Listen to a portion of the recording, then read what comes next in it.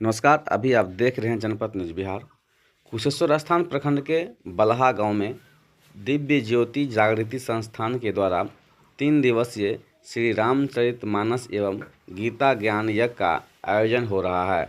देखिए आगे वीडियो में प्रवचन का कुछ अंश। ताकि आज से ये समझ पाए कि जीवन कैसा होना चाहिए और कैसा बना लिए, जीवन का आदर्श कैसा होना चाहिए। हमारे ऋषियों ने, हमारे संतों ने कैसा जीवन जीने की दिशा निर्देश हमें दिया, कैसा मार्गदर्शन दिया और हम कैसा जीवन जी रहे हैं।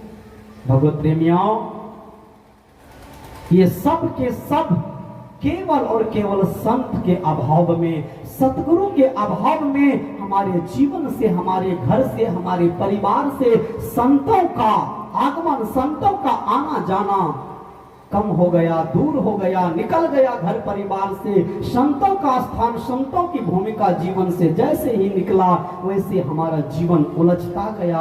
हमारा जीवन न जाने कई प्रकार की व्याधियों से ग्रस्त होता गया।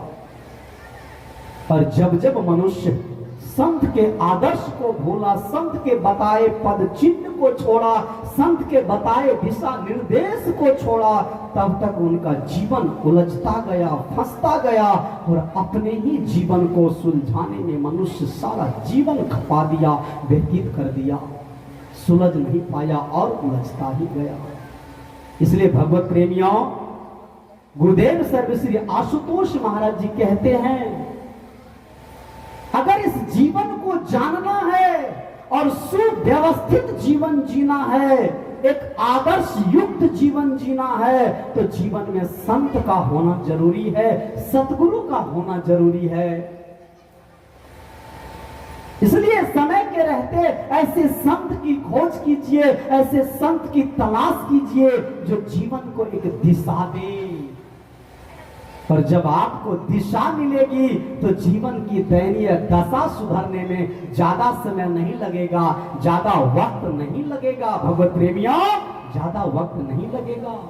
इसलिए जीवन में ऐसे संत की तलाश कीजिए, ऐसे संत की खोज कीजिए, जीवन कहते किसे हैं ये बता सके, जीवन होता क्या है ये बता सके, जीवन जिया कैसे जाता है ये प्रैक्टिकली जीवन में घटना घटित करवा सके। इसलिए भगवत प्रेमियों, गुरुदेव आशुतोष महाराज जी ने चेताया, आज के समाज को केवल भगवान की कथा करने वाले कथावाचक की आवश्यकता नहीं है,